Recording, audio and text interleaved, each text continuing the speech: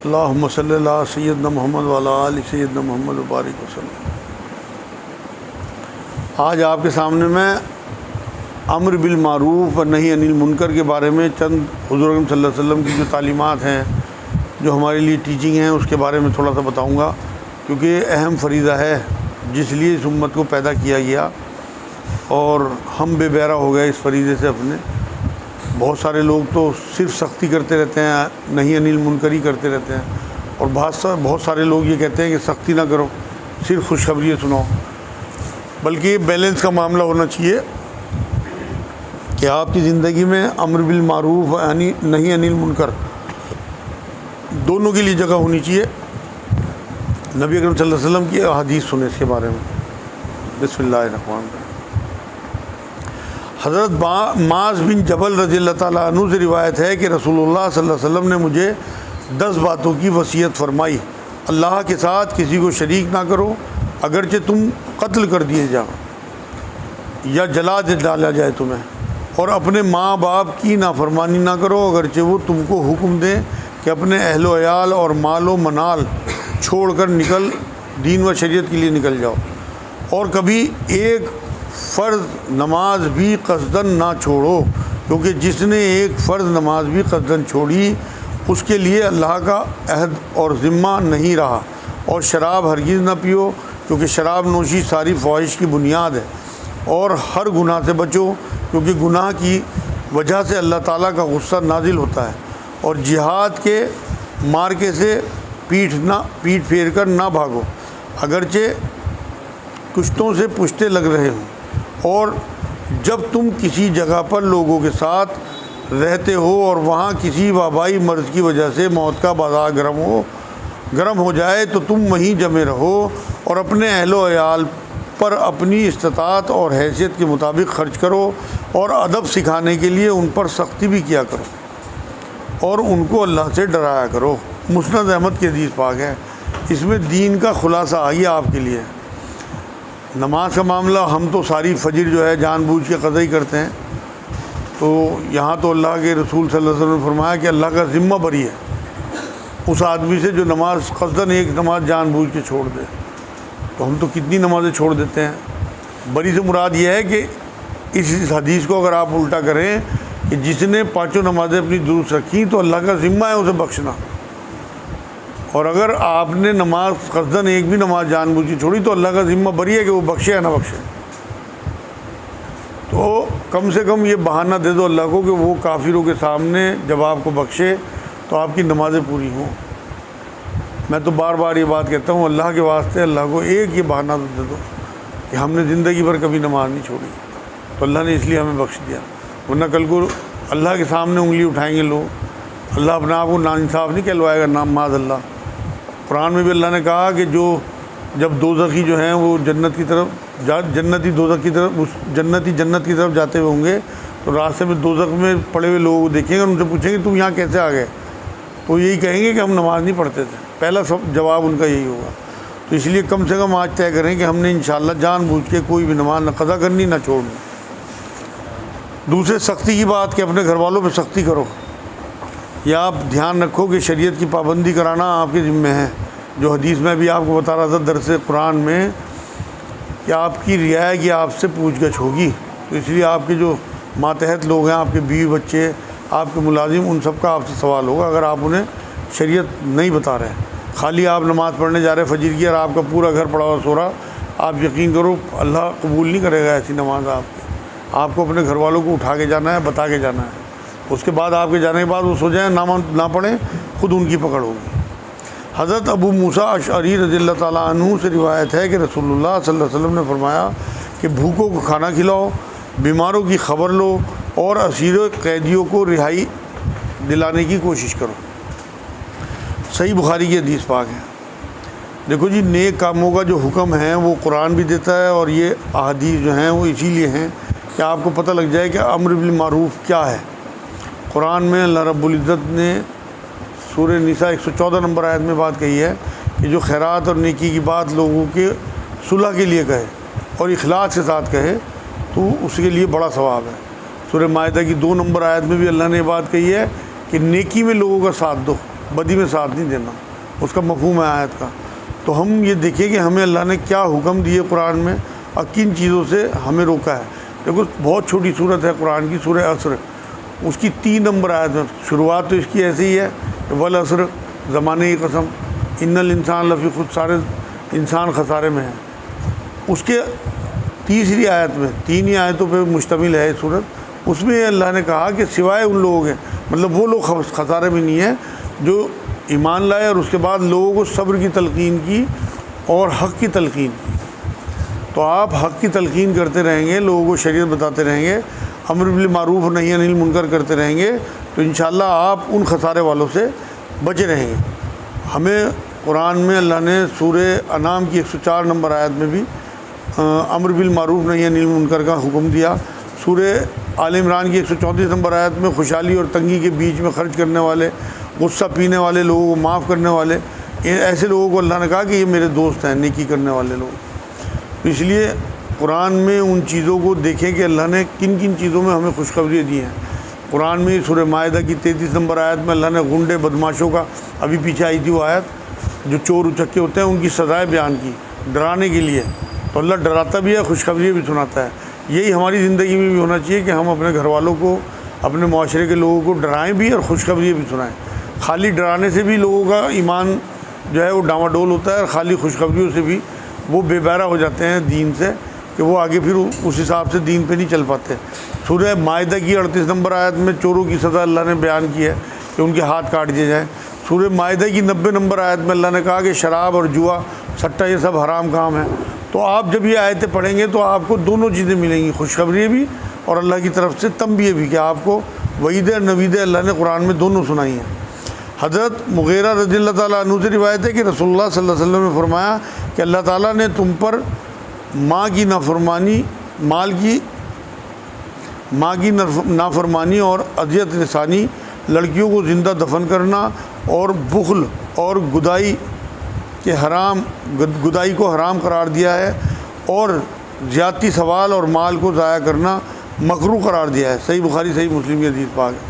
یہاں عورتوں کا ذکر کیا کہ ماں کو اذیت نہ دیں، لڑکیوں کو زندہ دفن نہ کریں اور بخل نہ کریں اپنے اہل و عیال کے ساتھ۔ نبی اکرم صلی اللہ علیہ وسلم نے آخری وقت میں، بالکل جب سانسیں آخری تھیں، اس ٹائم بھی یہ بات فرمائی کہ عورتوں کو تمہارے حوالے کر کے جا رہا ہوں، اور یہ کمزور ہیں، ان کا خیال رکھنا، یہ اپنے آپ کچھ نہیں کر سکتے۔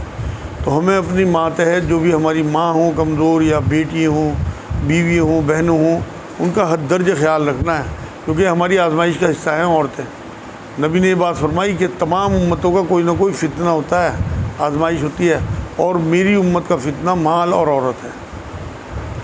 عورت کی شکل صرف یہی نہیں ہے کہ آپ بد نظری کریں کسی عورت پہ، بلکہ ہر وہ چیز جو عورت کے ساتھ آپ کی حق تلفی بیان کر رہے گی اللہ کے ہاں، وہ آپ کے لیے آزمائش ہے۔ اگر آپ بہنوں کا حصہ نہیں دیتے، اگر آپ بیوی پہ ظلم کرتے ہیں، اگر آپ اپنی ماں کی بے حرمتی کرتے ہیں، اگر آپ اپنی بیٹیوں کے پیدا ہونے پہ افسوس کرتے ہیں، تو آپ سب اسی کیٹیگری میں آئیں گے۔ اس لیے بہت دھیان سے زندگی گزاریں عورتوں کے ساتھ۔ نبی نے فرمایا عورت کو اللہ نے ٹیڑھی پسلی سے پیدا کیا، اسے اگر سیدھا کرنے کی کوشش کرو گے تو یہ ٹوٹ جائے گی۔ جو اس حال میں ہے اسے رہنے دو اور اسے نبھانے کی کوشش کرو جہاں تک بھی تم سے ہو سکے۔ حضرت ابو ہریرہ رضی اللہ تعالیٰ عنہ سے روایت ہے کہ رسول اللہ صلی اللہ علیہ وسلم نے فرمایا کہ کون ہے جو مجھ سے یہ چند خاص باتیں سیکھ لے، پھر خود ان پر عمل کرے اور دوسرے عمل کرنے والوں کو بتائے۔ میں نے عرض کیا کہ میں حاضر ہوں، تو آپ صلی اللہ علیہ وسلم نے میرا ہاتھ اپنے دستے مبارک میں لیا اور گن کر یہ 5 باتیں بتائیں کہ جو چیزیں اللہ نے حرام قرار دی ہیں ان سے بچو اور پورا پرہیز کرو۔ اگر تم نے ایسا کیا تو بہت بڑی عبادت گزار شمار ہوں گے۔ دوسری بات یہ ہے کہ اللہ نے جو تمہاری قسمت میں لکھا ہے اس پر راضی اور مطمئن ہو جاؤ۔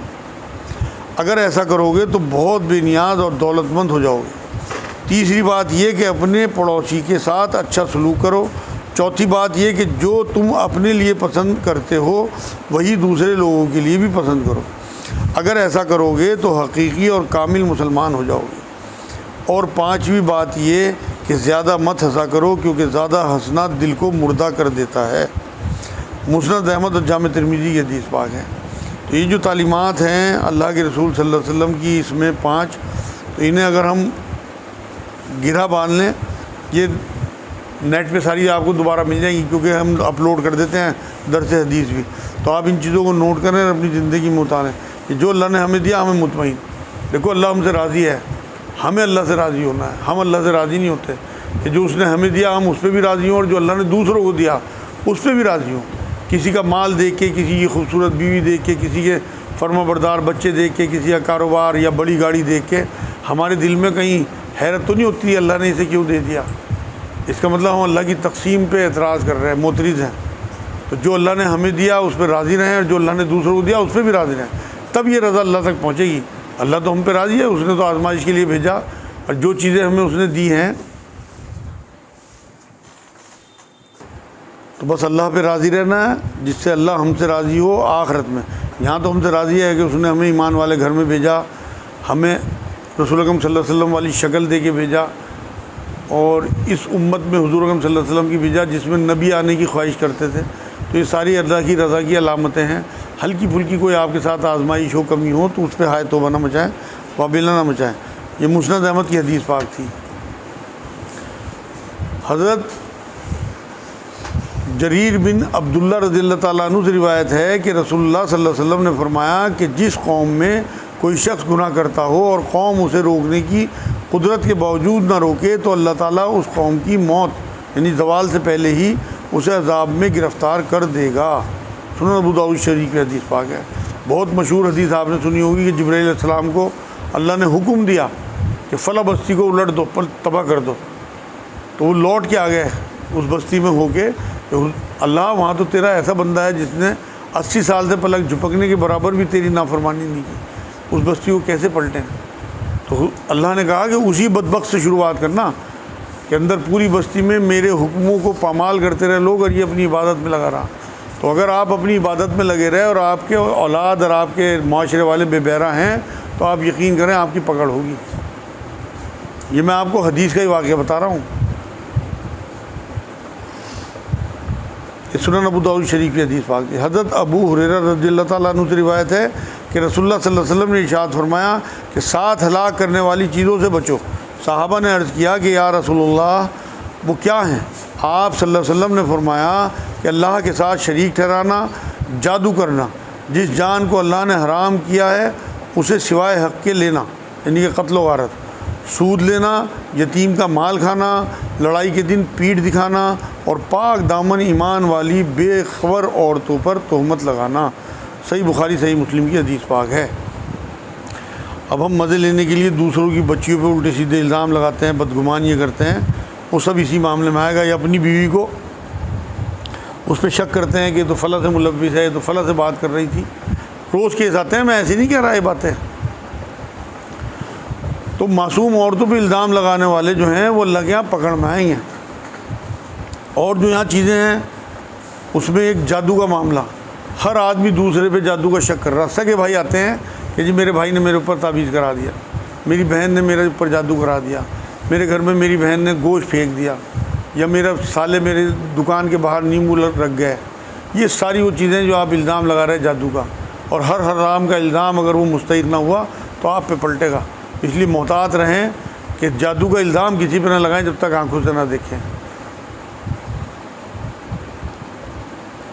ایک دو حدیثیں اور سن لیں، اس کے بعد انشاءاللہ تعالیٰ سوال جواب کریں۔ حضرت عبداللہ بن مسعود رضی اللہ تعالیٰ عنہ سے روایت ہے کہ رسول اللہ صلی اللہ علیہ وسلم نے فرمایا کہ مسلمان کو گالی دینا گناہ ہے اور اسے ناحق قتل کرنا کفر ہے۔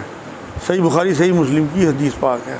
اب ہم تو رات دن گالی دیتے ہیں مذاق میں یا غصے میں، اپنی عورتوں کو، اپنے گھر والوں کو، اپنے بچوں کو، تو وہ سب مسلمان ہیں۔ یہ حق ہے کہ ہم گالیوں سے بچیں۔ اور اب خاص طور سے جو بھی مسلمان آپ کے آس پاس ہیں، اگر آپ کو غصہ آتا بھی ہے تو آپ فوراً لا حول ولا قوت الا باللہ پڑھنا شروع کر دیں، یا اعوذ باللہ من الشیطان الرجیم، یا پانی پی لیں، کیونکہ غصہ جو ہے وہ شیطان کی طرف سے ہے۔ شیطان کو اللہ نے آگ سے بنایا، قرآن کی آیتیں آپ نے پڑھی ہوں گی، اور آگ کا علاج پانی ہے۔ تو آپ یا تو غسل کریں، یا پھر آپ وضو کریں، یا پھر آپ پانی پی لیں پیٹ بھر کے، تو انشاءاللہ اس ٹائم اگر آپ گالی گلوچ کر رہے ہیں تو وہ گالیاں آپ کی ختم ہو جائیں گی۔ سنن ابو داؤد شریف کی حدیث پاک ہے۔ حضرت عائشہ رضی اللہ تعالیٰ عنہ سے روایت ہے کہ رسول اللہ صلی اللہ علیہ وسلم نے فرمایا کہ جس نے ظلم کرنے والے کو بد دعا دی اس نے اپنا بدلہ لے لیا۔ جامع ترمذی کی حدیث پاک ہے۔ حضور صلی اللہ علیہ وسلم کے بارے میں بات آتی ہے کہ کبھی کسی کو بد دعا نہیں دی۔ طائف میں جب اتنا ظلم ہوا اور دونوں پہاڑوں کے فرشتے آ گئے کہ ہم انہیں بھیج دیں، پوری بستی کو ختم کر دیں، تو نبی اکرم صلی اللہ علیہ وسلم نے تب بھی منظور نہیں کیا، نہ کوئی بد دعا دی۔ تو اس لیے آپ بد دعا دینے سے بچیں۔ کوئی بہت ہی مجبوری ہو جائے تو بات الگ ہے، لیکن مومن جو ہے وہ لعن طعن کرنے والا اور بد دعا دینے والا نہیں ہوتا، یہ بھی نبی کی حدیث بات۔ یہ آج الحمدللہ چند حدیثیں آپ کے سامنے امر بالمعروف نہی عن المنکر کے حوالے سے ہوئی۔ اب کسی کے ذہن میں کوئی سوال